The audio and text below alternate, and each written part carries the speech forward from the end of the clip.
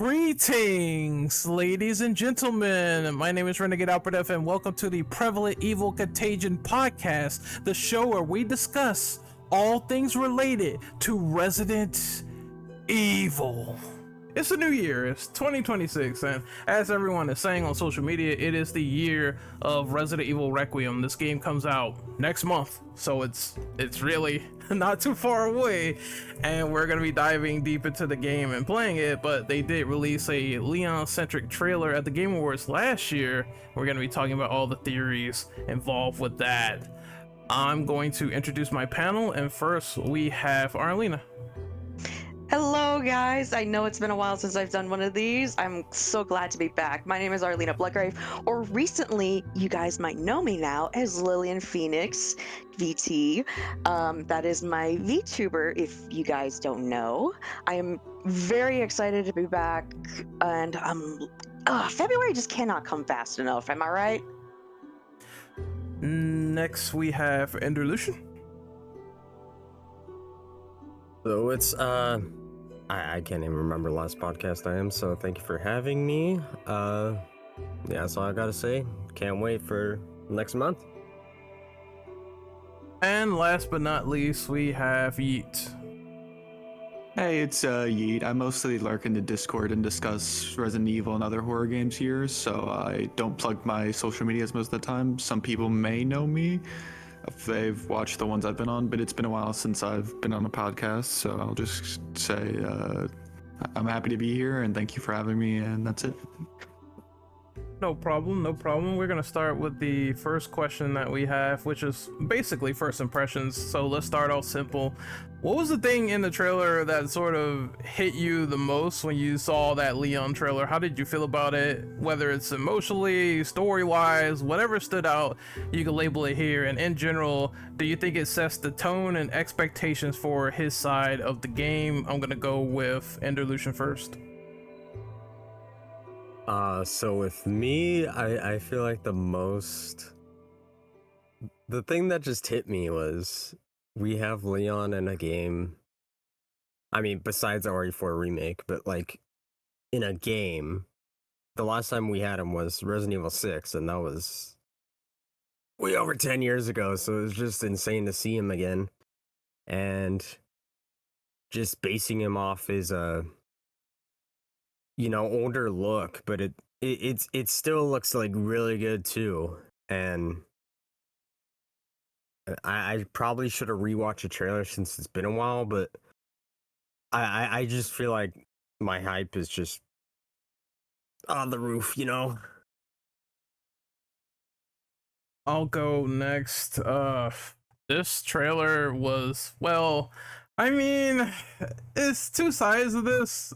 In my opinion, I knew about everything all along because, well, it's a no-brainer that this kind of leaked out that Leon was going to be in the game with the whole PlayStation pre-order bug that was on PSN. So I managed to see Leon's face if you pre-ordered the game on PSN with the standard edition, and I already knew what was going on, but I was still excited for it. I was still pretty pumped for it. As for how I feel and the memorability and whatnot, I love the hell out of it. I love that you could use melee weapons this time around. I think the hardest shot, the shot that really is just like, this game is going to go hard, is the shot at the end with him and the axe, and it's a bunch of dead zombies in the middle of the street.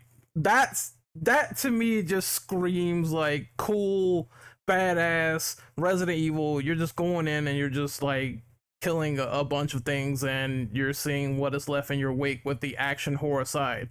And I thought it was cool. And showing the glimpses of gameplay and how dark in tone the story is going to be, and how they're going to go into the noir like sense, whereas it's going to be gritty, it's going to be more crime oriented. I like that they're still maintaining that, even if Leon is the center focus in this one. So those are the things I pretty much enjoy, just how it stood out, how Leon looks, how he looks older and more badass and rugged. That's going to be very interesting to see in action in this game, and I'm really looking forward to it. Next up is Arlena. What stood out to you in the trailer when you saw this? honestly, I did hear about Leon possibly being in the game from the leaks, and I usually try not to look at leaks, so I was like, okay, this could be somebody pulling my leg.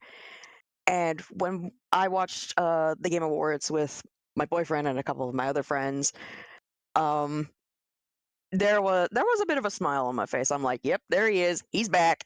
And I gotta say, for a man in his 50s, bro can still kick. I mean, I think I need him as my workout trainer for 2026.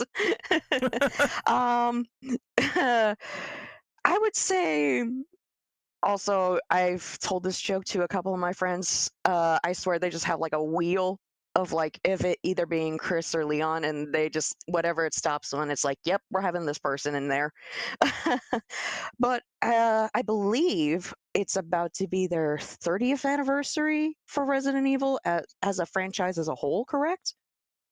Yes, that is true. Requiem, I think after Requiem, a little bit in March, marks the 30th anniversary. Okay, yeah.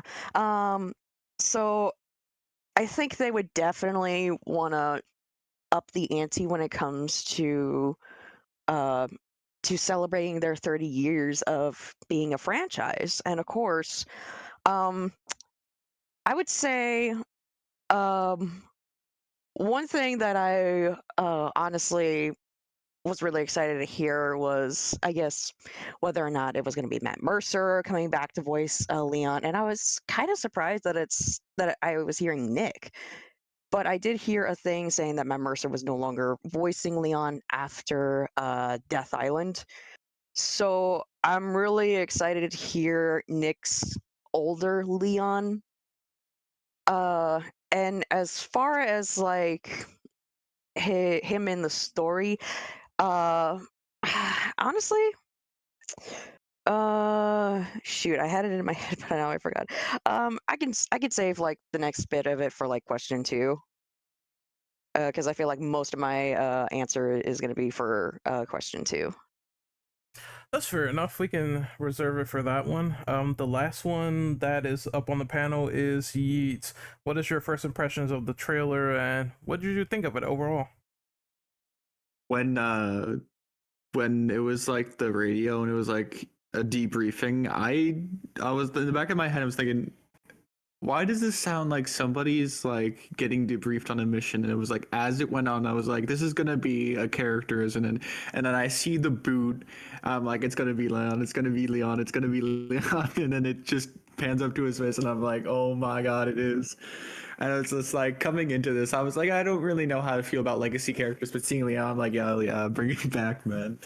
But something that Ren said that really like resonated with me was Norfield, and that kept me thinking back to like RE1, and it's like I know people debate about like what makes Resident Evil, but like RE1, there was a lot of like besides it being like a silly like B horror movie to it, but there was also like the mystery of like what's actually going on in 9, potentially like going back to like, oh, people investigating what's actually going on, similar to like how Stars was, is a really interesting angle to me, especially with how 7 and 8 were, how do I, those were more family oriented in terms of the mystery and like themes. So going back to like classic RE in terms of like, oh, people investigating zombies and murders and bioweapons really also did that. But yeah, but for as for Leon, like the shot where he's just standing in the rain with the hatchet,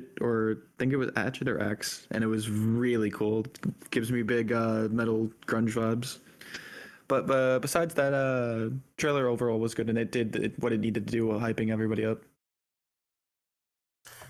All right, so we're moving to question number 2. Is there any other established shot or something else that stood out to you in the trailer that really stuck out in your mind and it made a lot of theories? So, what do you think about it? And I'm gonna go first. So, outside of the hatchet shot, which is one of the coolest shots in there that I had to sneak it in the first question, but I will say what they did at the end with the fact that you are able to use a chainsaw now, so it kind of moved into this thing of I remember RE4 where there was a giant chainsaw man ready to cut my head off. Now I can use it against enemies That's really fucking crazy. What RE is doing now is embarking on more of the melee aspects, and honestly, I knew it was high time. I knew it was coming. Obviously, you get knives and stuff like that, but now you can use like fucking axes and hatchets and chainsaws on people. It's always nice to see them expand upon something in another iteration when it was so much potential for them to do it in like either previous action horror games or something like that, but it's refreshing to see it here. So I'm kind of curious about the context, and also something else that we're going to get into is a later question because it's some allusions to what's going on with Leon. But I would say yes, that gameplay at the end was so awesome, and I just cannot wait to play it. It's so seared in my head when he's just doing roundhouse kicks and shooting zombies in the head. I was like, oh, that's cool. It's going to be 50-50. It's going to be Grace with horror, and it's going to be Leon with the action side. So I'm very excited for that. Next is Enderlucian. Any other shots in the trailer that stood out to you? Yeah, I would have to definitely agree with what you're saying, because the fact you can literally take that chainsaw that enemy was using, I think that enemy was using it, and literally just parry and use it against them is just insane. The hatchet, I'm curious about that. There was also another shot. I'm gonna send in the podcast call chat. This shot of Leon like was really cool. It reminded me of like PT Silent Hill vibes. But Yeah. Oh, sorry. Go ahead. no, you can go ahead. I was gonna say you're not the only one that has made that similarities. A person that I watch by the name of Sayu, he also made that similarity as well. Yeah, it just looks really cool. But I mean, I honestly wish I knew more about the game. Oh yeah, That's all I gotta say. that kind of does look like that Norman Reedus when he's walking Yeah. down the streets, but this time it's just Leon with a fucking hatchet in the Yeah. middle. It's so it just brings me back to that. I wish that game was made, but unfortunately, good things could not happen there. But at least Silent Hill is in a Yeah, good here's the place right now. difference. Yeah, at Yeah. least it's in a better This place one's gonna now. come out at least. Yeah. So it is Yeet's turn. Is there anything else in the trailer that stood out as memorable in your opinion? The flying like zombie kick really stood out to me, like really stood out to me, almost because it looked almost like cartoonish, but that got me really thinking, because I might be going into like later question territory, so I don't know how much I should linger on this, but it got me thinking how the kick is like, because it reminded me more of OG RE4 than remake RE4 with how far the zombie got flown back by the kick. So that makes me wondering, is because I talked about this in the chats, but like in the OG RE4 where like Leon's main gameplay, at least with melee, got introduced, it was like kicks basically made you invulnerable, and crowd control was just insanely good for spacing. So that got me thinking here, is there gonna be like tons of enemies and you're gonna need to actually send them back that far, compared to like 4R, where it's pretty much very hard to get them grouped up. So that just makes me wonder if like it's gonna be like similar to maybe, I don't know, like, is it gonna be closer to like 4 OG 4, 5, and 6 compared to like 4R with a little bit of those mechanics sprinkled in, or is it going to play more to 4R and I'm just thinking too much about a simple silly kick? I think it's going to be a mix of OG RE4 and a little bit of Remake 4, because as far as I can remember, this gameplay has also been leaked out. Well, it was posted on Instagram by Nakanishi himself when the cat was out of the bag, but he was playing Resident Evil Requiem with Grace, and that gameplay looks very similar to RE2 Remake. I was thinking to myself that maybe it was a thing of they have some of the same teams working on this game, and they're trying to refine it and make it like very different and make it a broader scope, but the gameplay team is some of the same people. And I would not be surprised if the remake team worked on this as a project. It would not baffle me whatsoever, even if they're working on something else probably. So I think it's going to be a mixture of that and also some of the remake mechanics we have been seeing so far, which is what I gather with that, because there's one zombie that fell into another. I'm like, oh, they can bump into each other. So there's some collision there when you shoot them and they fall over. So I noticed that right away. But it is Arlena's turn. Is there any other established shots in the trailer that you liked and it stood out the most? I would say, and we're probably going to talk about this a little bit more in detail later. One of the shots is definitely the crater on which. Well, what was it that they used? Was it a nuke, but not like the radiation kind, or was it something else entirely? It's It been a was while. I it forgot. was a thermobaric bomb. It wasn't nuclear irradiated. It was just a normal bomb that blew up the city and everyone in it. Okay. Okay. Yeah. It that like whole epic center or epicenter I meant to say, excuse me. um it's definitely like probably one of the coolest shots I've seen, and I know that it was like in the teaser trailer when they announced it, and it still just has me in awe. And I think I agree with a lot of y'all. The thing with the chainsaw definitely had my jaw dropping, and I definitely want to learn a little bit more about, and we're going to talk about this later on, I know, the Elpis thing that Victor was talking about in the trailer. So I cannot wait to see what this is when we get to it. Well, speaking of him, he is ironically question number 3. So, who is Victor Gideon? He makes a brief appearance. He has this weird headlamp on and he looks all diseased and infected. It's very intense. What is your take on him? Is he just another villain, or is someone bigger looming behind the scenes, alluding to the fact that there may be multiple villains, or maybe he's a patsy? Could he be tied to Elpis Umbrella or some hidden Raccoon City secret? I know people ironically said they want this guy to be Oswald E. Spencer, which I don't know if that's even a thing or reality at this point, considering how different Victor looks. But what do you think of him? And I will go with E first.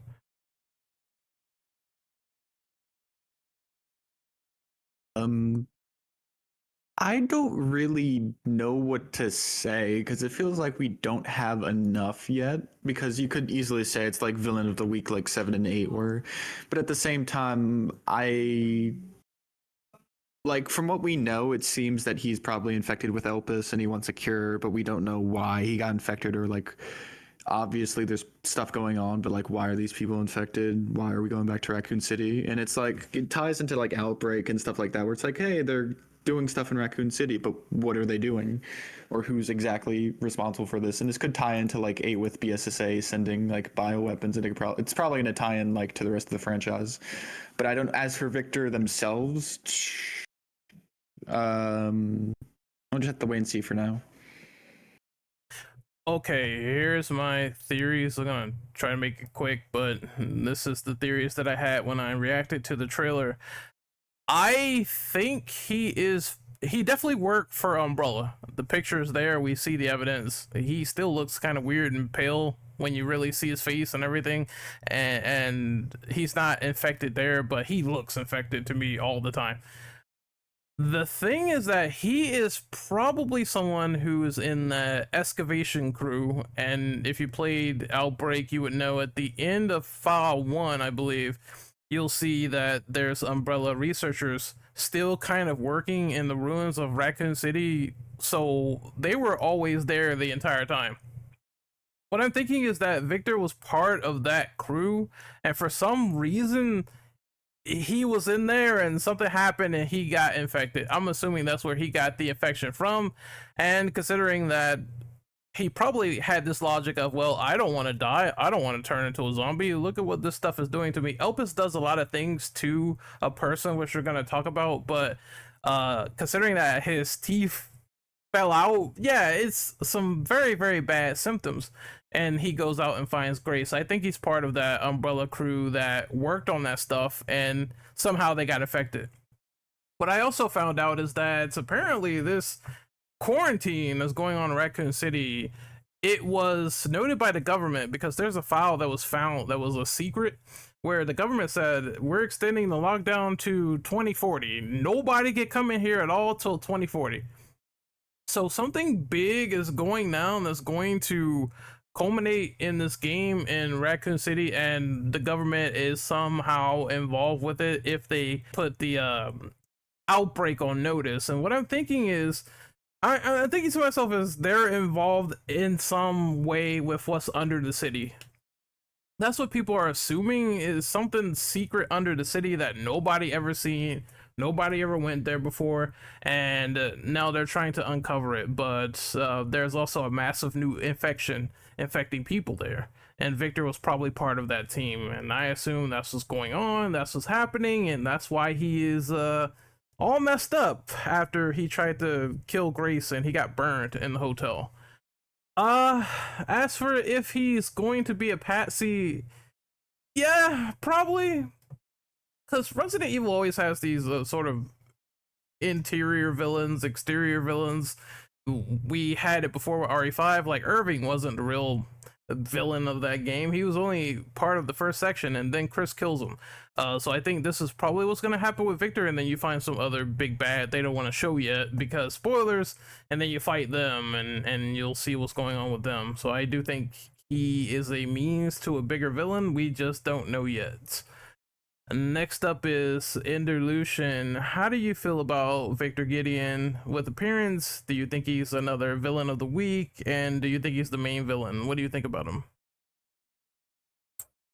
So personally, I feel like, I mean, other than the whole umbrella, maybe infection thing, Victor is honestly, I'm really bad with the whole lore thing, but it's kind of hard to tell within because the game isn't out yet. So I feel like he is definitely going to be a villain because you can see him like yelling at Grace in the trailer. So he's definitely going to have some part in the story where you're probably going to go against him and there might be another villain. Arlena, what about you? What do you think of Victor? What's your theories on him so far? I would say with Victor, he definitely has something out for Grace, because in the last few trailers that we have seen with Grace, her mom Alyssa was always saying, "Your blood is special. You are special," and Victor calls Grace in this trailer the chosen one. And there's definitely something. I've been seeing a couple of theories that Alyssa put something in Grace's blood. We don't know what it is, how she managed to get it, and he's definitely going to be some sort of boss that we fight. As I would say, because there was another thing that was brought up in the trailer, when, like, shortly after the fall of Umbrella, that Victor had purchased like a piece of property.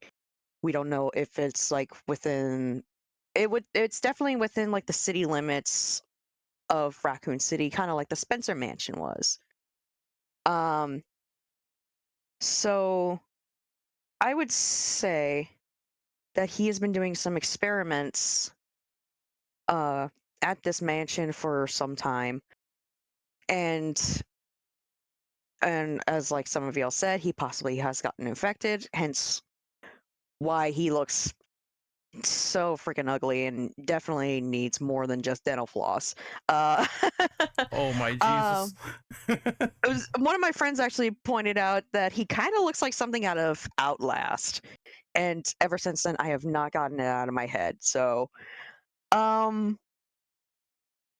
it's but I think long story short, just trying not to beat around the bush. Definitely wants grace.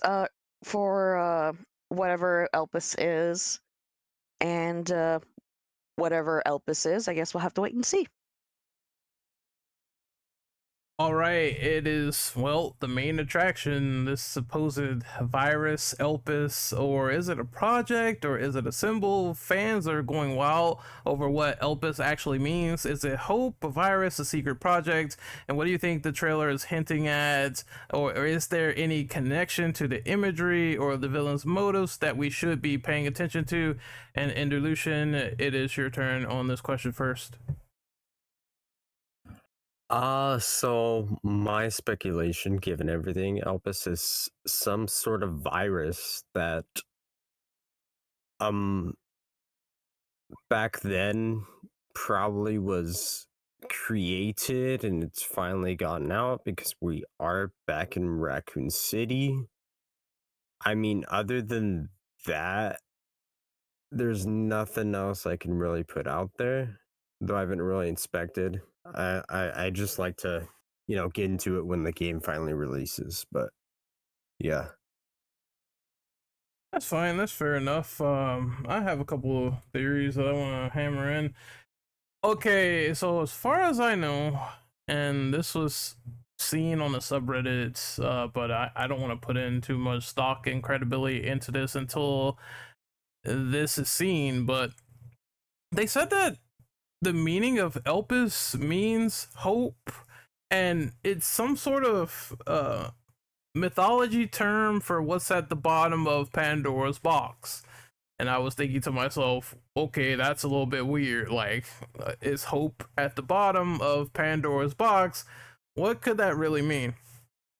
And there was some theories of a child speaking in the trailer, and we don't know who this child is in the first Resident Evil trailer, and I think they say everyone's gone or something equivalent to that. So the main theory that I heard is that Elpis is a virus, but it's also some super experimented child at the bottom of Raccoon City that nobody knows about, that the government wants because, well, it's not like they weren't looking for viruses and stuff in the past and bombing people. So I think this game is going to challenge Leon in a way where he questions the government even more and possibly leaves them because he's had enough. We kind of seen this teased and stuff like, I think it was Vendetta, because he's kind of against the villain getting bombed and feeling, oh, we're bombing people now? What the fuck are we doing? So I believe this child being experimented on will probably be a breaking point, but then again, people could be wrong about this one. But I just know that they're not going to Raccoon for nothing, so I wouldn't be surprised if there is inhabitants there. And before people say, why would there be a child there? Remember, when you play Revelations 2 and you go to the island as Barry, you find out that Natalia has a purpose and she was experimented on by Alex Wesker. So there has not been any shortage of children being experimented on in this sort of setting and environment. Even children getting viruses and amazing antibodies. It's crazy. So I guess we have to see, but it could be that. And there's another thing too that people notice, that Leon's arms and hands are covered. There was a screenshot of where Elpis probably might be affecting him because there's some weird black growth on his neck. People blew this up on social media. It's like some growth on the side of his neck. I was wondering, oh, maybe it's zombie damage, because if you get bit in RE2 Remake, the wound stays, but this looks old. And then people showed a Christmas postcard of Leon. His eyes like a little bit black. So I think Leon may have an infection in this game, and they're trying to hide it, but he clearly has it. They said in interviews that Leon has some secret where he was not present, but it's going to go into the backstory of what that is in the game. I don't know what it is, but I think he's been infected for a while and it's killing him. And one of the coolest and wildest theories I saw about this game was that they believe that all the Raccoon City survivors that aren't the daylight people from Outbreak, they're all dying from this virus, and Leon has to sort of go against time and stop it. Uh, as for if I think this is true, again, it's all theories, but that would be the coolest one. It makes sense because it's like if you're running out of time and yeah, you and other people are dying that's from Raccoon and they're affected of some kind, then yeah, you're gonna want to hurry up and try to get all that resolved and get Grace's blood as soon as possible. So that one is the coolest one. There's also the woman on the comms who's talking to Leon, and people are speculating that's Sherry. So all of this is probably connected in some bridge to be that serious in order to do all this. And I do believe, since they said, hey, we're gonna push Leon to the brink, it's a no-brainer that they would up the ante a little bit. So I am expecting that to some extent, and that's what I think Elpis is some big lingering virus that may be affecting some people from Raccoon City, or it might be modern, or just some way it's linked to the city and they have to get rid of it. Next up is Yeet. What do you think Elpis is from your assessments and opinions? I think it's just interesting that the game at least with Grace's section, starts somewhat in a hospital, and it's like kind of like this Requiem idea, and it's like for the dead, and it's like hope. So you might be right with the whole everybody's dying and they need like hope symbolism. This is like, oh, it starts in a hospital, and it's like, but that makes me curious about where does the game end exactly, because like that's one thing I don't think anybody has touched on like so far in this podcast is we do not know how this game's going to go at all. Like we've literally only seen like Grace's section, and that's it. We don't know, like we know we're probably going to go to the RPD at some point or around there, and it's like, but we have no other idea like what the progression is going to be like. So that makes me wondering in terms of Leon's story, in terms of like Grace's, like where are they going to go? Because I don't think it's going to be like for a remake where like Leon's just going to be babysitting. I'm pretty sure they're going to split up at some point. They're both going to have like their own sections, but it just very interested like where they're going to go with the theming on this. That's what I'm most interested personally, because that always hits me hard in stories is like theming and symbolism, especially in other Capcom games. Like, never mind, I'm going off too much. You can go. Oh no, it's fine. Arlena, have you went on the Elpis question? I have not. I think what Elpis might be, it's definitely either some sort of virus or a possible project that Victor was doing. And I personally have never played Resident Evil Outbreak. Honestly, at first I thought it was referencing like Code Veronica or something, like when the teaser trailer came out. So I was being a bit of a dummy with that one until I started talking to friends, and they were like, "No, this is actually talking about Outbreak with Alyssa." And I would say I'm leaning more towards the virus aspect of Elpis. And I would say Victor is wanting to try to use Elpis as a way to.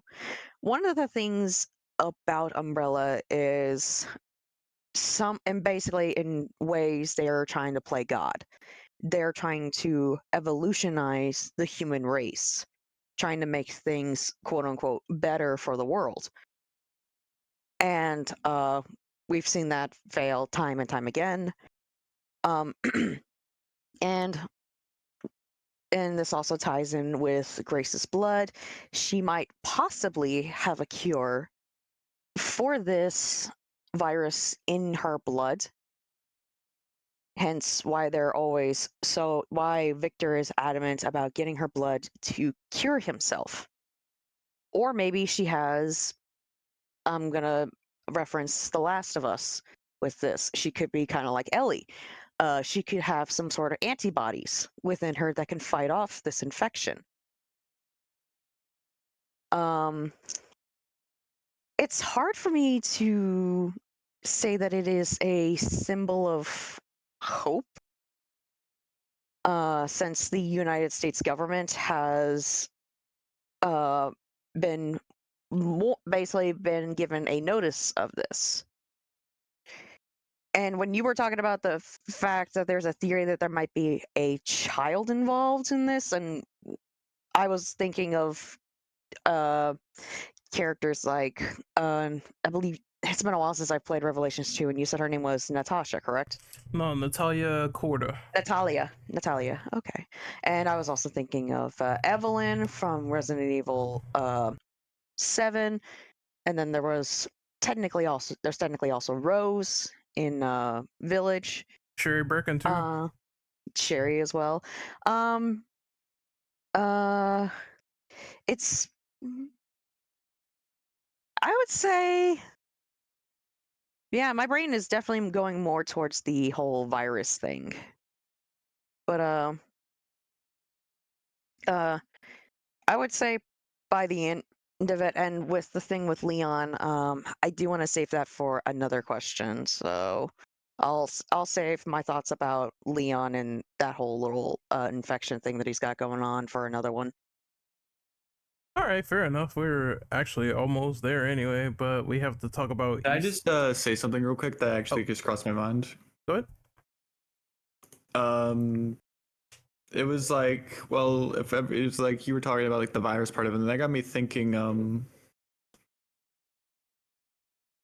What if I said this talked about this in the server, but what if the zombies and stuff that any of it's alive down there? Or what if it's like been mutating the entire time? And that's also something I'm very interested to see if like we see like maybe not current, but like I don't know, evolved liquors or like more than anything, because that's why I feel like they could like test Leon a lot, is if it's like evolved stuff of stuff he's seen before that's just been like simmering there for years and years. And yeah. All right, so what I will say on this one is there is definitely a high possibility that whatever this new virus is bonding with old experiments that still may be in Raccoon City. It's just like with the way the game is framed up, there's no fucking way that you can go back to the old Raccoon City town and not expect stuff to still be in the sewers, like still alive and walking around on the outskirts, because I mean they probably have bonded with some new evolution. I think the government notice that was issued out is half right. They probably want to protect something down there, but they also want to protect the idea that it's some trouble brewing. We may have seen some stuff. There's been people that's still been in and out of the city for the past 30 years, and they probably have got a sighting here or there talking about there's some new creature walking around. Don't come in here. So I am 100% expecting that, but I'm also expecting there to be some other deed to why everyone is here in the first place and why it's so important, and why you see in the second trailer and the first trailer, I think it's particularly the first trailer, it's dudes in suits being attacked and bleeding all over the place. So I'm just thinking to myself, these are important officials that probably are monitoring what's going on, because yeah, they don't look like they're just regular civilians. That's the first thing that I noticed too, is dudes in suits. Stay away from her. Some shit is going on down there involving some woman, and those parts of the game are still kind of relatively obscure. They have not shown barely anything of the RPD segment, and I said in another Discord, it's obvious, because this is what you're paying $70 for, to go back there and see what the hell is going on. So I see why they're doing it, but I expect more from it too for the virus. So yeah. But you want to know what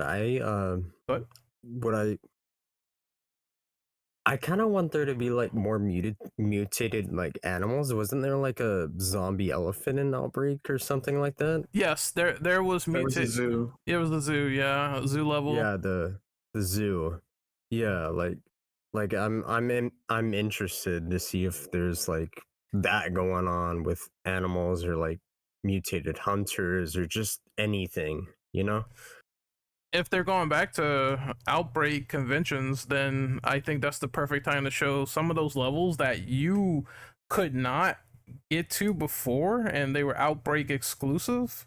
And maybe that could be the reason why Leon has this new like Porsche car, which he's totally not gonna crash at all. He's that's like a $200,000 car. He's not gonna crash that into pieces. But they have said maybe you could do a little bit more free roam now with the car and go to expanded areas, and I think that is something that may happen, because they said Raccoon City is not the only, or the RPD is not the only location, so you're probably going to be like exploring a good chunk of the city. And what better way to do it than to bring back areas like the zoo? And the zoo would be crazy for a level. I know for a fact that Leon and Grace, they have to have like separate levels to make it feel more unique, and that's one way they could do it. He could be far away and she could be closer to the RPD. You never know. And then he comes to the RPD and it's all different, and they switch up. I think they're gonna do a dynamic of that to keep it fresh and interesting. Yeah, I feel like this is like a good time for them to expand more on Raccoon City in the RE Engine games, because RE3 Remake didn't give us what everybody wanted, of course. So I'm just hoping this expands that. Dude, it is the funniest thing ever to think about this game, and there's a possibility that we can go on the clock tower and we couldn't. I was about to say that. I was literally about to say, fuck it, let's go to there's gonna be clock tower and 9 and no in RE3 Remake, would just like, oh my god, that'd be so funny. That is so hilarious to me, because it's like it reminds me of this meme from Smiling Friends. It was right there, man. Oh, where are we? Did I pick the wrong hand? Oh, we were right there, man! That's how I feel about it. It's right in the background. But we have to move on to question number 5, and that is the Easter egg questions. Is there anything that you have noticed that may have been subtle in the background and you want to point it out here? The only thing that I really noticed is the license plates and the weird sort of I don't know what it is. When they're looking at this computer and it looks like they've pinpointed something, I don't know if my brain went to the whole direction of, is that another missile strike? Because we've already had plenty of those. Are they going to try to blow up Raccoon City again? I think that would be an insane ending if they just say, you know what? Fuck it. This time we're going to absolutely nuke the entire city. It's a real nuke. And we're going to infect and radiate everyone. And if you don't get out of here fast enough, you're not supposed to be in here. So I don't know what that could signal, but that did catch my eye. Like, something is being pinpointed and we have government officials that see it. The other thing is that there's the license plate, which I kind of like, but nobody knows what it means. Leon's license plate says Indy 9642, and I know the numbers represent the games that he's been in, but no one knows what Indy is. People are saying in, not dead. People are also saying that's a North Dakota license plate, which is kind of funny if that's where he lives. So they're planting little seeds and symbolism here or there, which I have noticed, and I do appreciate it. Also, I never noticed this last thing where when the symbols of Requiem, when they line up, if you turn them upside down, it always said Leon in them, and I could never. I would not in a million years, until someone pointed that out, I would never have caught that at all. So if anyone, I don't think people caught it until this trailer, so kudos to them for finding that out. But they said it always had Leon in there, you just had to flip it upside down, and it's like, why do I feel like a dumbass at this point? But I never would have caught that otherwise. Other than that, though, everything else is left to speculation and discussion. Arlene, what about you? Any Easter eggs you want to talk about, or anything else you noticed? I would honestly say the welcome sign to Raccoon City is a good Easter egg. Because in the very beginning, like back in RE2, you see that it's like nice, it's pristine, it's very clean. Nowadays, it's basically just, in my head, it's basically like a tomb for the city, like a tombstone. for the city. I would also I've held out another possible Easter egg. I know a lot of people say that the voice that is talking sounds like Sherry. Um, I would say that it's either Sherry or Rebecca, one of the other prominent survivors of Raccoon City. Um, that a lot of people seem to kind of fly over, and I feel like it would be nice to see a little bit more of Rebecca outside of the Resident Evil movies because I don't think she's been in a game for God knows how long. In my opinion. Yeah, the last thing she was in technically was Death Island, and that was the movie, so people might kind of fly over that one. As for the welcome sign, I think it's still there because they are saying that even Nakanishi said himself, we had to take some liberties when we blew up Raccoon City this time around. So some stuff is different. We had to keep some sort of structural integrity there, which is why the front building statue is like halfway still intact, because that's what people remember. That's the iconic thing they're going to remember when they go into the RPD. I think that welcome sign from Remake is still on the ground. You're gonna have people complain and say, oh, in the original timeline, they totaled the entire thing. That sign was never there. But it's something that Leon probably remembers, and they're making adjustments to that. I don't mind it personally because I like the remakes. So I'm not gonna have these whole timeline wars about it and what needs to be prevalent and what's not. It's a video game. But I will say that if it does its job and it does some nostalgia, I'm gonna probably, I'm gonna feel bad for the guy if they do it right.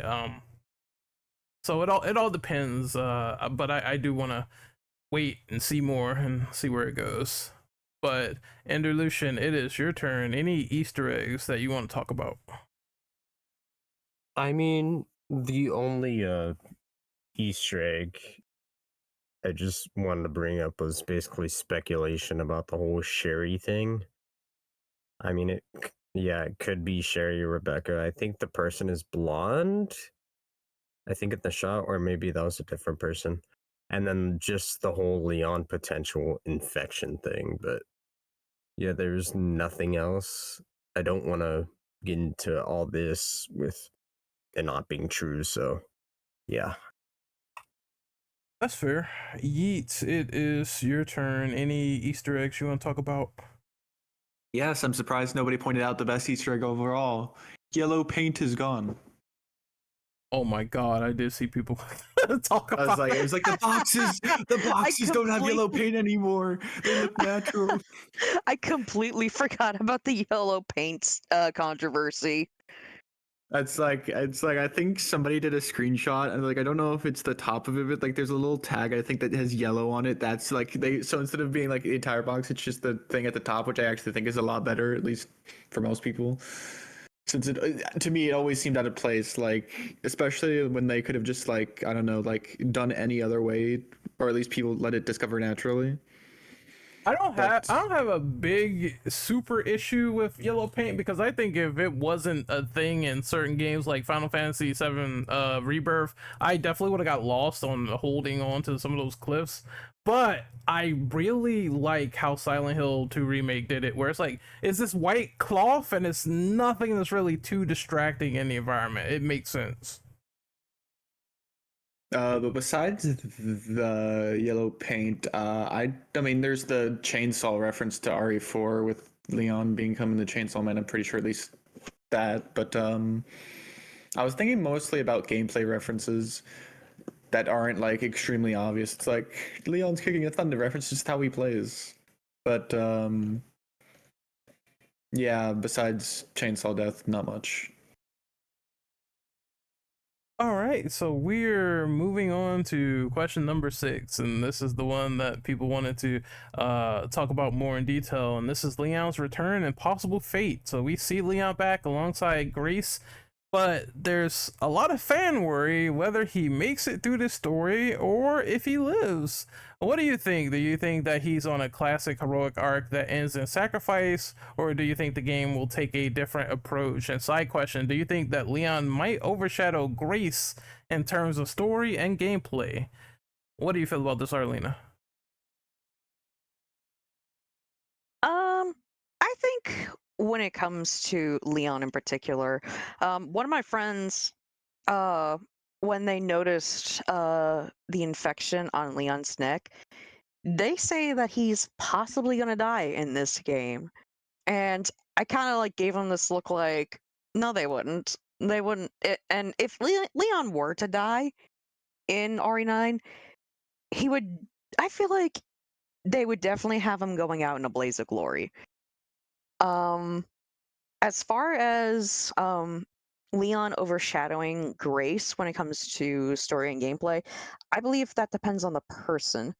I personally don't think he will overshadow Grace when in the story or in gameplay. Yes, there might be more things that he can do since he's very experienced. He's had a lot more training compared to Grace, who has mostly had a desk job her entire life. So she's not meant for the field like he is. Um, as far as whether I think he might die, I don't think he will. As and my theory is with the infection, it might possibly. I know that, and I know he's found a cure for it, but well, I say cure because I don't remember this lately. I need to go back and play RE4 for this, but I feel like it has something to do with the Las Bragas virus. When he went to Spain to save Ashley, the president's daughter.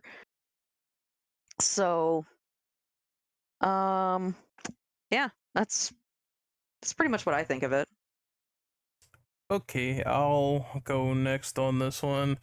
Do I think that Leon may die in this game? Okay, I'll be real with you. I don't think they're gonna do it. And the reason why is because Capcom gets cold feet way too much. It's like, why kill a veteran when we can kill a completely new character or a random character, or a random new character can die and we leave the veterans untouched because we know they make money for us. I believe they are still in that mentality. They were trying to say the same shit about RE6 with Chris. It's like, oh, they framed the game where Chris might die, and then they pick Piers. And then it's like, well, yeah. So I think if they were ever going to get in that situation, they would rather pick the new character over the goddamn old one. It's just, Capcom just doesn't have it in them to get rid of the old people. That's why the veterans always come back in a lot of their games. Even DMC, you still have people like Dante, Virgil around, and they revive Virgil to his original body, and he's just doing wacky shit with his brother now. So they just don't have the tenacity to kill off main characters.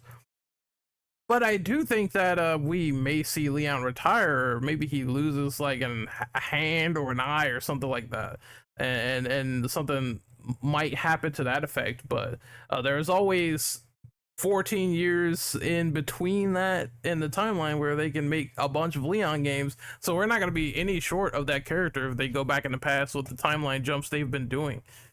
As for if I think Leon is infected, I do think he will be infected, but I also want to say that there's been countless times where he's been infected and cured. So Los Plagas, like Arlena said with RE4, they used the machine and sucked it out. And then it was Death Island where he got stung by the fly thing with T-virus. He got cured later on. So yeah, if he does get infected, I believe wholeheartedly Grace is going to find some way to cure him, and that's it. So it's going to be played up for danger, but I think she's going to say, here's that antidote, bro. And I think that's what's going to happen. But they're going to try to get us a few times. I expect fake out deaths galore, in this game. I think they're gonna do probably like 3 of them. I already see it to be a high volume number. Then a character comes back, then you think they're dead, then they come back again. So I have a feeling that's gonna happen. But yeah, overall, I think Leon's just meant to be cool. Do I think he's gonna overshadow Grace? No, not really. It leads into the second question, which is something that already answers it with Nakanishi, but I don't think that he's gonna overshadow her. I think it's gonna be you play as him for a little bit, then you play as her, then it switches back and forth to when it's convenient and important. It is weird that it's on a singular storyline to switch up like that, but I guess they can make it work if it's like, well, here's the survival horror side, and you can be scared off your gourd, and here's the side where, oh, I can run around and kick things in the face, and I feel good about it. That's how they're gonna do it. But Ender Lucian, it is your turn. What do you think of Leon's return and possible fate? Oh, see, this is kind of hard to pinpoint, you know?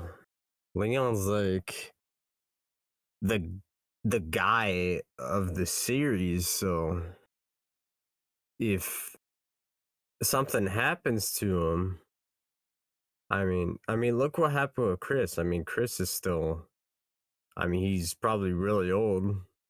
I mean, all of them are old past the point, but I have no idea. I don't even want to think about that.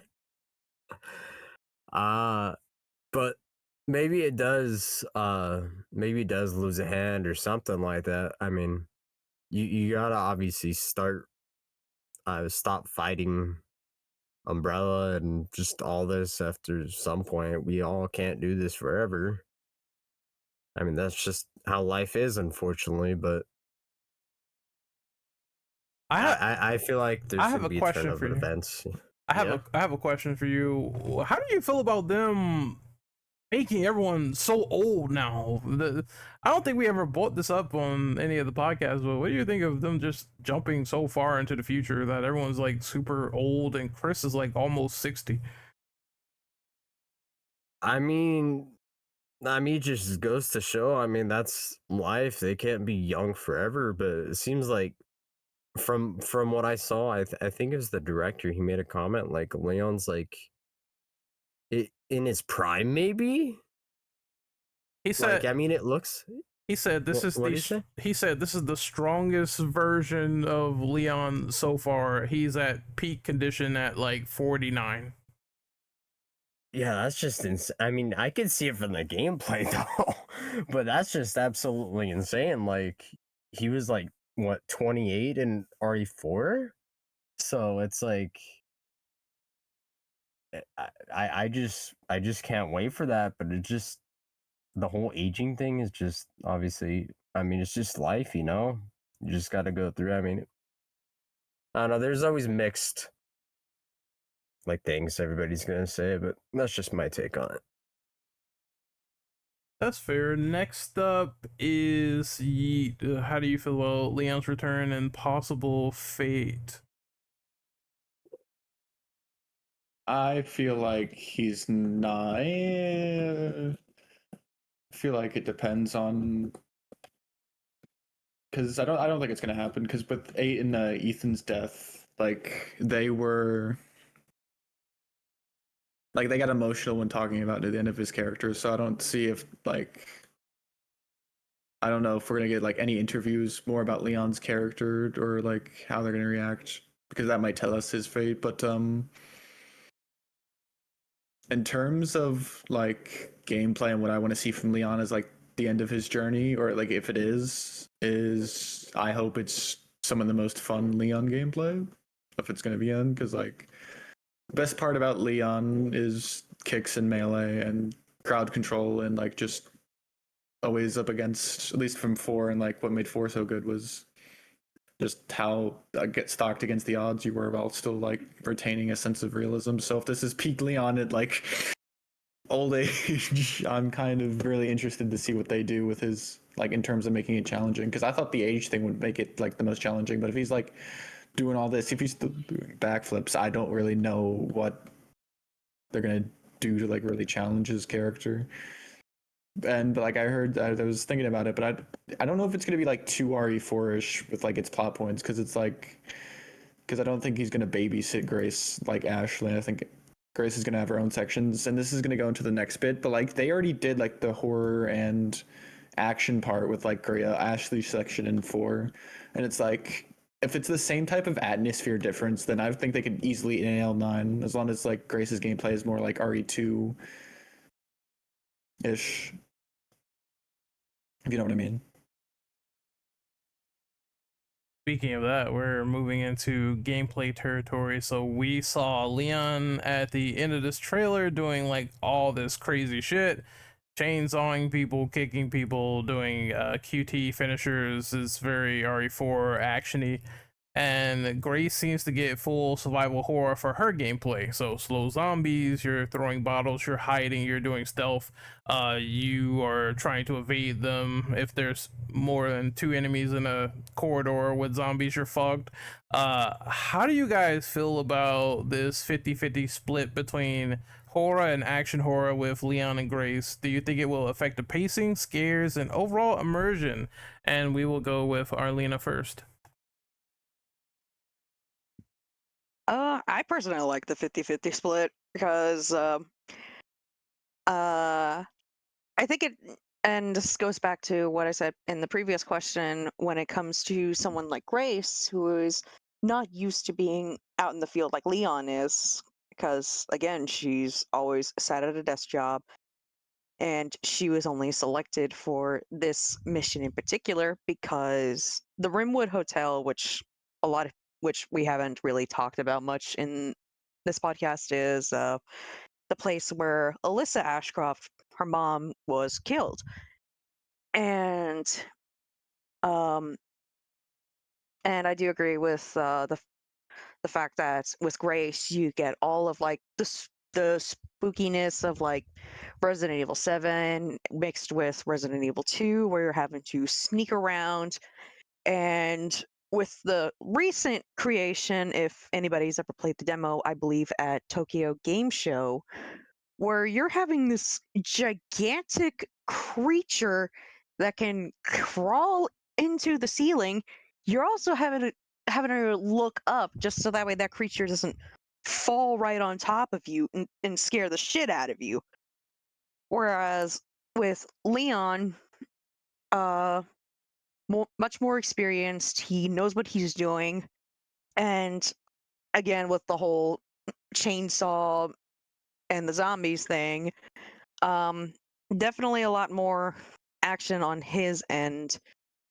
Will definitely be a bit of a refresher for people who are not used to getting jump scared, like myself, because there's even been a few times where I've been playing Silent Hill F and there'd be a really good jump scare that gets me. Um, so, uh, yeah, I don't think it's gonna, at least in my opinion, I don't think it's gonna affect uh, the overall immersion or the pacing. It might get tiresome to some people playing Grace's storyline because they just want to get more towards the action. They might find it a little bit boring. So it depends on the person when it comes to that particular part of the gameplay, in my opinion. I'll go next on this one. So there, how do I break this down? There are 2 differing types of people for sure. For people who like more action horror stuff like RE4, RE5, maybe RE6. And there's definitely people who like the more spooky survival horror stuff like original RE1, even Nemesis, RE2, Code Veronica. I think what they're trying to do with this 50-50 is they're trying to obviously appease both sides. Hey, you like survival horror, you got a character in the game is 50-50 with her, so you can go back to the spooks. And then you got the other side where it's like if you like RE4 and you like just busting heads and QTs and all these events, then you are supposed to, enjoy that side, and that side will appeal to you a lot. I think it's fine. I think it's more of a good delineation point between the two for gamers who might like one or the other, as opposed to overwhelming you with one side or the other side. It's like you can sit there, you can enjoy both. I think it's a better experiment than something like Resident Evil 6, where they decide to carve up the game piecemeal between four characters, and it's up and down on tone and quality, and it's very inconsistent. And that's what I like. Two characters, hopefully it's not inconsistent, because what annoys me the most when bringing up 6 is that there's one campaign that's tailored to horror, and then everyone else, they try to do both, and then it doesn't work out, or they try to do full-on action and it's not sticking well. I hope this sticks the landing better between the two. As for just, you know, the overall gameplay, how it would affect the pacing and whatnot, I don't think if they pace it well, because I think Nakanishi talked about this and it almost slipped my mind. They said something like it's supposed to feel like you go into a hot sauna to relax after being scared so much with Grace. And that's what I think. I think Leon's going to be the bookend to having your heart almost jump out of your chest and being pursued by like creepy monsters, because, you know, that's supposed to feel intense. And then you play as Leon and you relax a little bit. You're like, oh, I have a little bit more control. I have a power fantasy. That's what I think they're going for. And if they pull it off successfully, I think it'll be fine, because if you delve into too much horror 100% out of the rip, and while I do love being scared like 24/7 in a game, it can get stressful if you are this weak, timid character and you don't have the firearms to really, you know, overcome all the adversity and the odds. You want to feel like you are the underdog and you ultimately come out on top, right? So that's what they're going for with the gameplay. And Leon is, you know, a veteran, well trained, and he's supposed to give you that euphoria, that dopamine hit by fighting the monsters.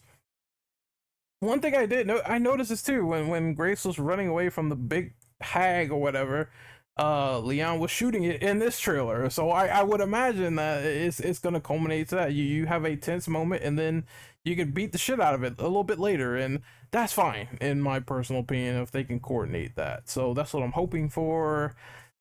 They can't do it wrong. I will say that there is ways to do it wrong, but if they do it the way I listed, then I'm totally fine with it. Ender Lucian, what about you? What do you think of the gameplay and the tone? 50-50 split between horror and action horror.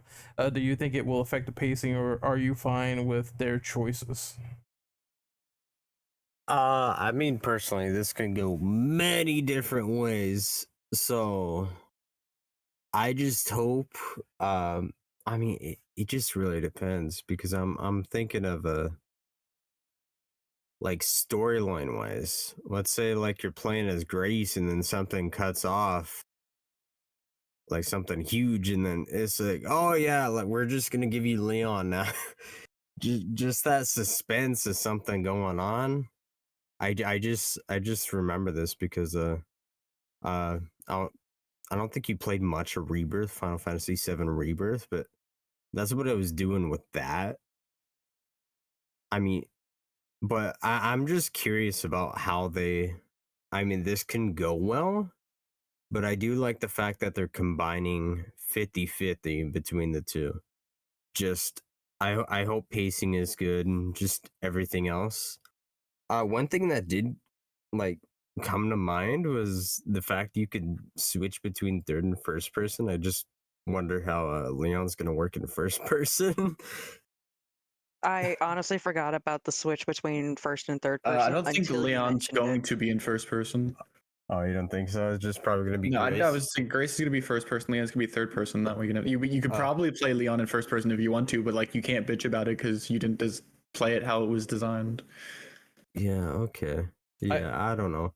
I think they're gonna do it how they did it when they labeled the demos, because before they said the whole game you can pick between first and third whenever you want, and I assume that applies to Grace and Leon. But they also said there's recommended styles. So for recommended for Grace is first person, and then for Leon is probably gonna be third, and that's how they're gonna pull it off. You can play it in the alternate styles if you want to, but recommended is the other styles for the person. The first person to immerse you in scares, third person to immerse you in the action. It's gonna be interesting. Yeah, we'll see how it goes though. Yeet, what about you? How do you feel about the gameplay and the tone and the Leon gameplay and the Grace gameplay?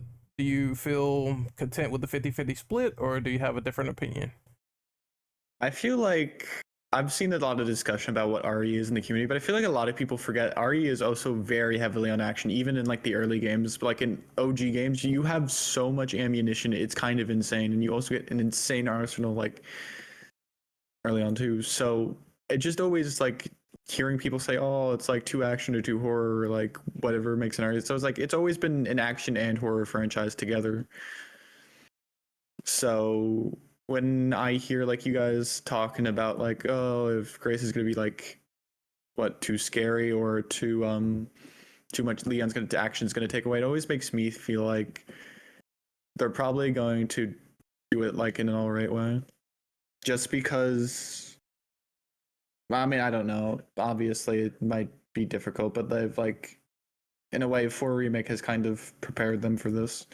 Because they've done a little bit of action, like at least that type. So it makes me feel like they could do it. But anyways, as for like the split between them, I feel like Grace will definitely play like RE2. So I don't think people are gonna be like, oh, it's like too. Yeah, I feel like it's definitely gonna have Grace is definitely gonna ramp up in action. Like that's just how getting an arsenal because the game works. The problem's gonna be is if like any of them retain the scariness because I heard like Bakba soup tatas, but it's like Leon's probably gonna have like a regenerator section or a horror section like that at some point in the game that he's just gonna have to deal with. I don't know what it's gonna be like, but he's definitely gonna have like his own scary sections. Like they're probably gonna have a little bit of overlap. But Grace is not gonna be like doing backflips or kicks or anything, but she's definitely gonna be like RE2 fighting like big ass monsters by the end of it.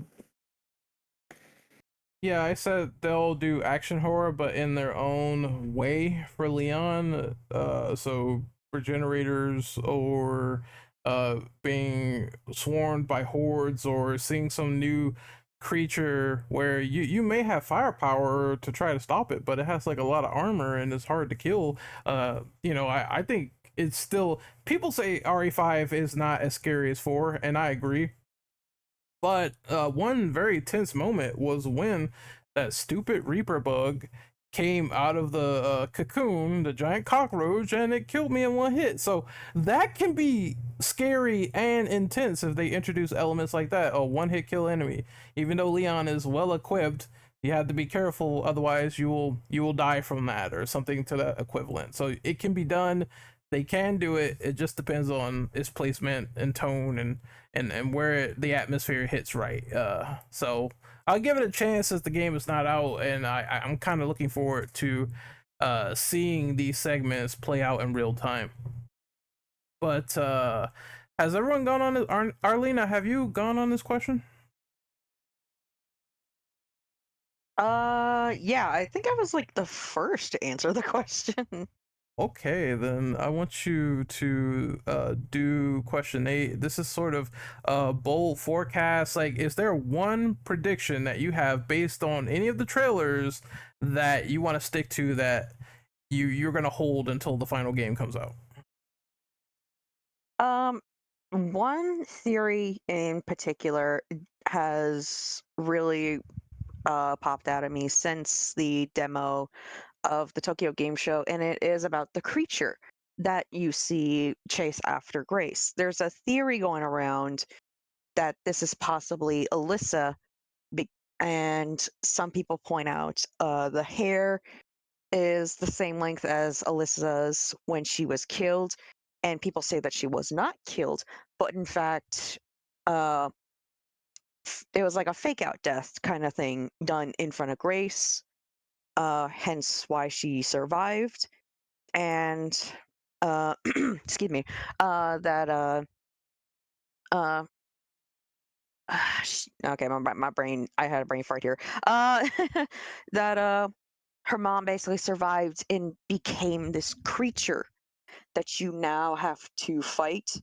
And if that actually is the case with Alyssa, I will be I will definitely be shocked if that's actually what happened to her because it is fucked up, but I love it. I have. Ooh, okay. I have 3 theories that I'm gonna stick by near launch. All right. So theory number one, and I know it's a long shot, but I have a strong feeling that you're probably going to see Claire in some capacity. Even if she is DLC or she has some other agenda or she comes up as an NPC, I think you're going to see Claire in this game. Another one is I think Leon is going to go rogue against the government in this game finally. Full rogue, not even working with them anymore. He quits. He goes rogue against them because he's tired of them doing their manipulation and doing stuff to blackmail, affecting kids.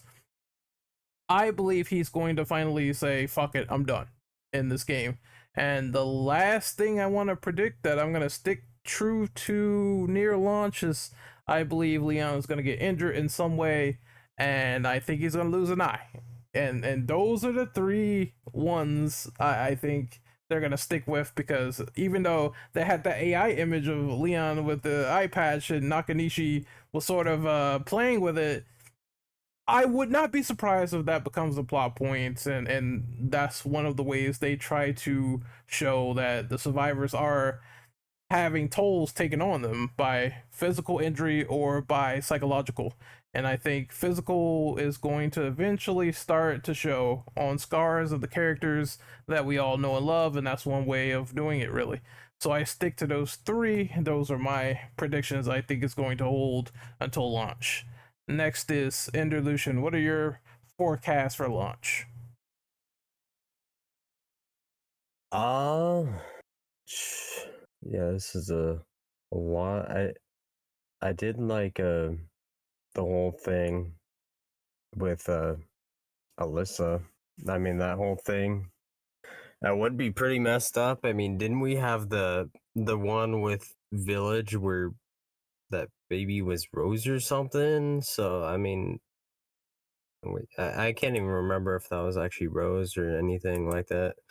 But yeah, that would be pretty messed up. And yeah, I do agree with you, Ren. But honestly, I don't have anything. I just don't have that creative mind to speculate unless I see something, you know? So I'm just waiting for that game to come out, and I'm just waiting for that podcast. Yeet, what about you? Do you have any forecast that you think is going to stick till launch? Other legacy characters will make an appearance even if it's not like directly playing them. They're like, even if it's like name drop or like just simply like a small cutscene or something, like there's gonna be other people. Like Ada needs to I mean Leon's on the game. Ada needs to, like, even if she's not like fully in person, she's at least gonna be mentioned. But even then, I feel like it'd be a crime not to at least have them talk or something. Because imagine, like, at the end of the game, it's like, oh, Leon's, if Leon does survive, he's like retiring or some shit. That's what the only thing I could say for sure. But like, I'm just imagining at the end of the game, if it's like him retiring and it's with Ada and it's some bullshit like that, it'd be funny. But it's also like, that's like the only other thing I could see if like Ada makes an appearance, if it's not directly in game. But I'm just trying to think of, like, Claire could definitely be into some capacity, but I don't know how directly she'd be involved. Jill maybe, or like Chris with the BSSA.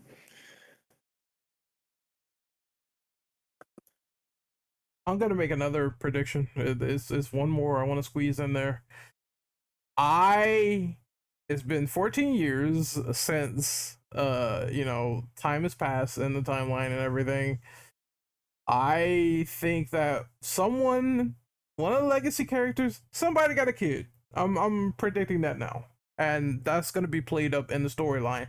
I don't know who. I don't know where it's gonna come from. I'm not even gonna say if it's Leon or Ada. I'm just saying that someone is gonna have a child and may play a factor into the storyline, and we don't know who is going to be, or it might not even be true. But I'm sticking to all four of those. If I land at least two of them, I'll be happy. Somehow the Redfield bloodline gets passed on. Oh my fucking god! That was gonna. I'm sorry, I had to put that out there. God. But we're on to our last question, and is there anything that you don't want Requiem to do or follow? Do you want them to avoid something or mistake from the past games that's easy to fall into? And I will go with Arlena first.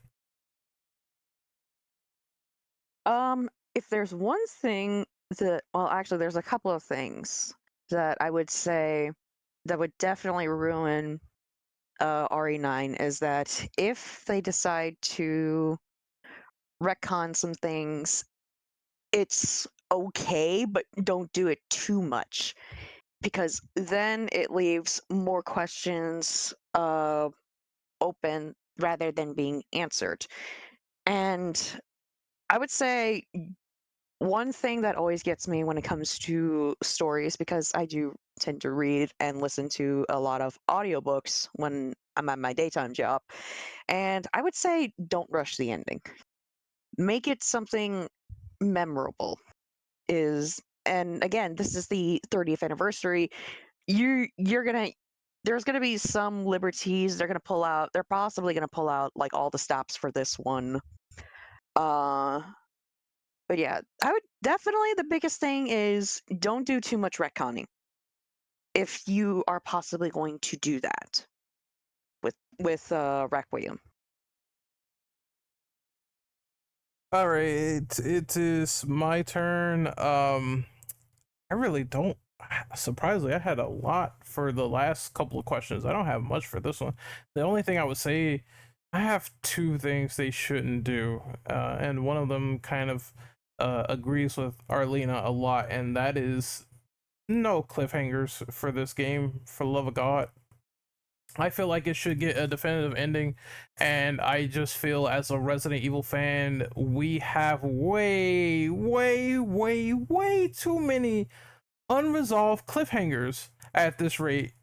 Some of them are going to spill into Resident Evil 10 because there's still the thing with Chris and Jill and the BSA being corrupt now and them being on the run. It's like, what the fuck is going on with that? That was teased at the end of Village. And now we have Requiem, which I'm not mad at, of course. It's cool to have another mainline RE game, but that is still unanswered. So you cannot end this game off on a unsatisfying cliffhanger. Otherwise, I'm gonna yeet. I'm going to yeet something. I'm gonna throw something if I see another cliffhanger. I don't mind a tease to the next game or Please don't throw me. Yeah, please don't throw the person in the call. But yeah, no cliffhanger. And the other thing I want is I don't want them to fall into. I don't want Capcom to basically like just backtrack on their words. Like they say something, oh, you're gonna get this game that moves the series forward, or you're gonna get a game where it's 50-50. If it doesn't feel like that, and it feels like they've lied in all these interviews they've made, I feel like I'm gonna be pissed if it's not something surprising or secret and it's just them sort of regressing a bit. And there's been times they've done that before where we've seen how they were gonna coordinate campaigns and then they kind of dropped the ball on A and B scenarios and Remake 2. Therefore, it's just certain gameplay elements and aspects that I don't want them to backtrack on. If you mean what you say, go for it and try to be creative as possible. That's all I have to say about it. Yeats, it is your turn. Is there something you don't want them to repeat for Requiem? I don't want them. I don't want like Spencer or Wesker to somehow be alive. Please, for the love of God, do not. I hate seeing like the theories of like Wesker or Spencer or somebody, and it's like, no, please just stop. Don't let that be a thing. Because that would I feel like would just ruin the franchise unless it's like They the somehow smartest get thing. the Palpatine treatment from Rise of Skywalker. It's just like it's just like Capcom, please don't, because it's gonna be like it's either gonna be like Palpatine, like you said, or it's gonna be like some fighting game like Hahachi or like Bison where they just never die and it's just gonna go in an endless loop. As for like the cliffhanger ending, is as like Ren said, I feel like this might actually tie into 8 and actually kind of go into that because Elpis might be a part of the BSSA and that actually might this might be like a direct follow up to that. Just a sort of side question that a bit and then follow up on that. I did say that so the Wesker theory I'm very 50-50 on. I think he should be dead, but at the same time I wouldn't mind if he did return in some way because we do have ways to clone and people now and C virus, but as I said, I don't think the big bad is Gideon. I believe that I said this in the podcast call. I said that Gideon is probably Grace's boss because he led to her mother dying, so that makes sense for her to take him out. And then I think Leon's final boss is someone else. I think they're both going to get different final bosses for sure.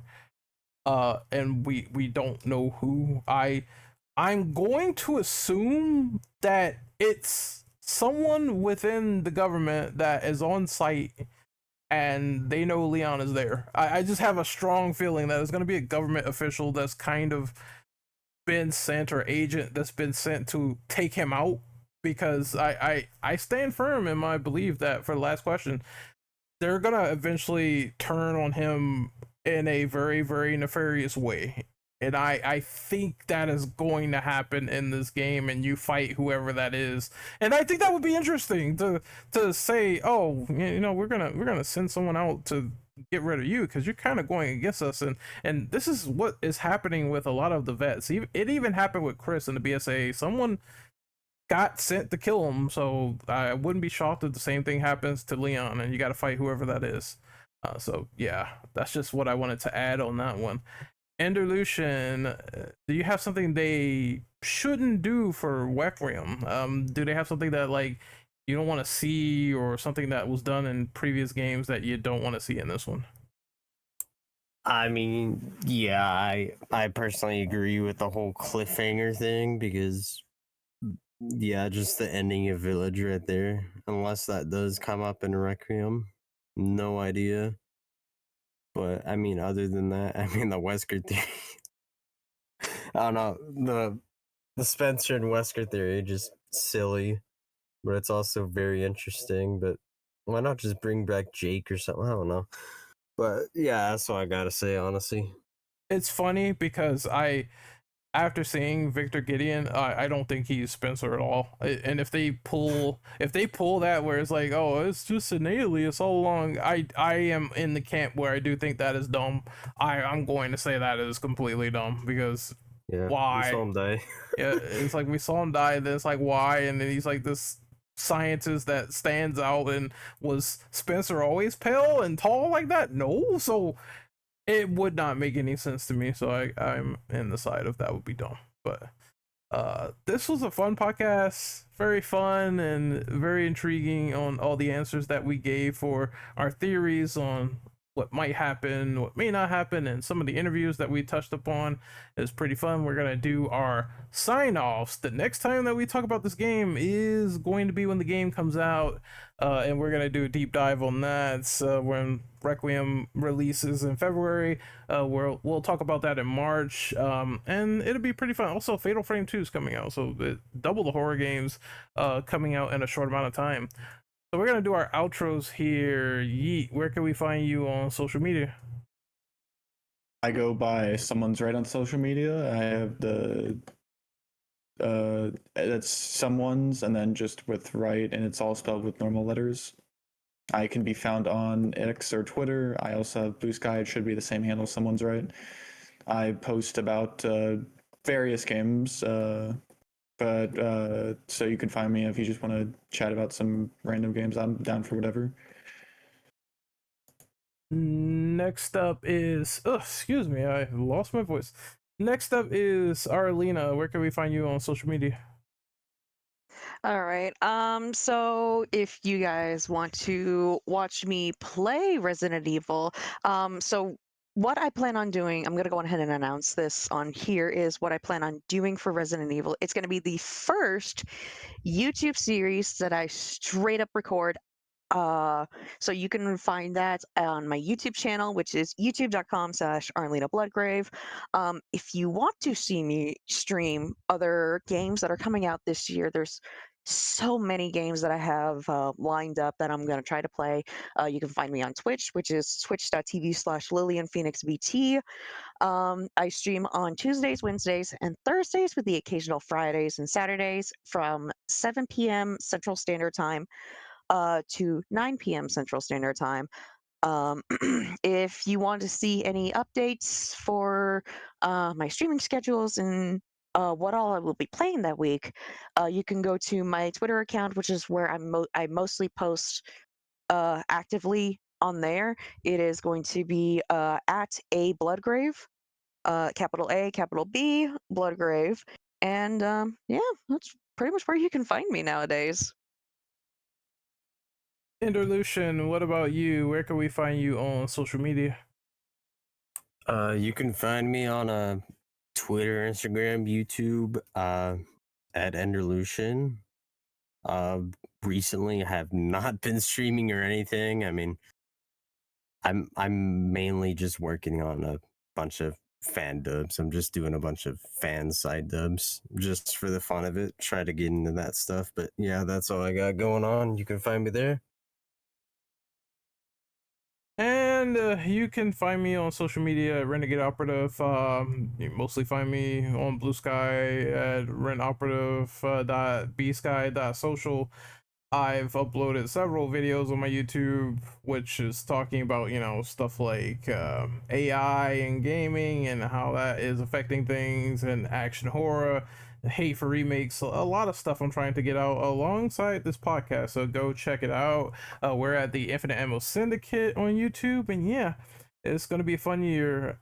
Now, the next thing that's coming up is obviously the RE Showcase. So my fingers are crossed that they not only show Requiem gameplay, but we also get that demo.